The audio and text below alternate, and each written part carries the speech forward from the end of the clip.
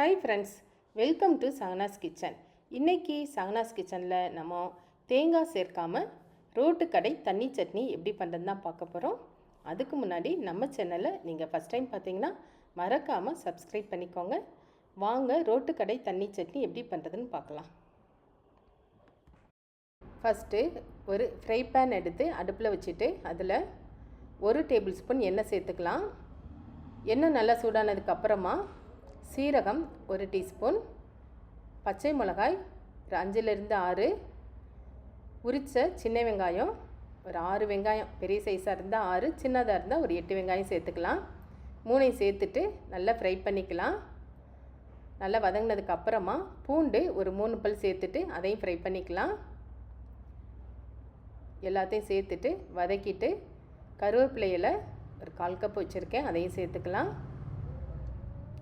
சேர்த்துட்டு கொத்தமல்லி இலை கொஞ்சம் கட் பண்ணி வச்சுருக்கேன், அதையும் சேர்த்துக்கலாம். சேர்த்துட்டு எல்லாத்தையும் நல்லா ஃப்ரை பண்ணிக்கலாம். எல்லாம் நல்லா வதங்கினதுக்கப்புறமா வேர்க்கடலை 1/2 கப் இருக்குது. நல்லா வறுத்த வேர்க்கடலை தோலெல்லாம் நீக்கிட்டு 1/2 கப் சேர்த்துட்டு பொட்டுக்கடலை 1 டேபிள் ஸ்பூன் சேர்த்துக்கலாம். அடுத்து ஒரு நெல்லிக்காய் சைஸில் புளி சேர்த்துட்டு உப்பு 1 டீஸ்பூன் சேர்த்துக்கலாம். சேர்த்துட்டு எல்லாத்தையும் நல்லா ஃப்ரை பண்ணிக்கலாம். ஸ்டவ்வை மீடியம் ஃப்ளேமில் வச்சுட்டு ஒரு 1லேருந்து 2 நிமிஷம் இது மாதிரி ஃப்ரை பண்ணிக்கலாம். பண்ணிவிட்டு ஸ்டவ்வை ஆஃப் பண்ணிடலாம். இப்போ எல்லாம் நல்லா ஆறுனதுக்கப்புறமா மிக்ஸி ஜாரில் சேர்த்துட்டு சட்னியை அரைச்சி எடுத்துக்க போகிறோம்.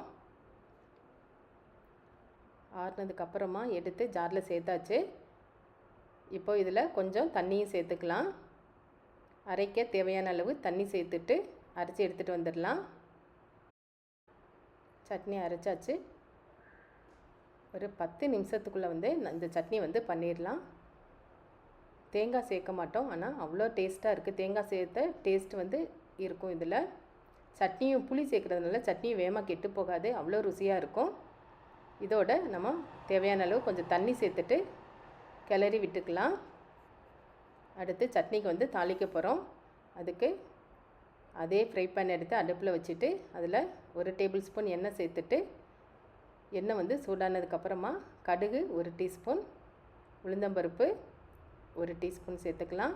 சேர்த்துட்டு மிளகாய் வத்தல் 1, 2 கிள்ளி இது மாதிரி சேர்த்துக்கலாம். சேர்த்துட்டு கொஞ்சம் கருவேப்பிலை இலையும் சேர்த்துட்டு நல்லா பொரிஞ்சதுக்கப்புறமா நம்ம அரைச்சி வச்சுருக்கிற சட்னியில் இதை சேர்த்துக்கலாம். சட்னியில் சேர்த்துட்டோம்னா சட்னி நல்லா வாசனையாகவும் இருக்கும். தேங்காய் சட்னி சாப்பிட்டா அதே ஃபீலிங் இருக்கும். ஆனால் தேங்காய் சேர்க்காமல் தேங்காய் சட்னி டேஸ்ட்டில் நம்ம பண்ணியிருக்கோம்.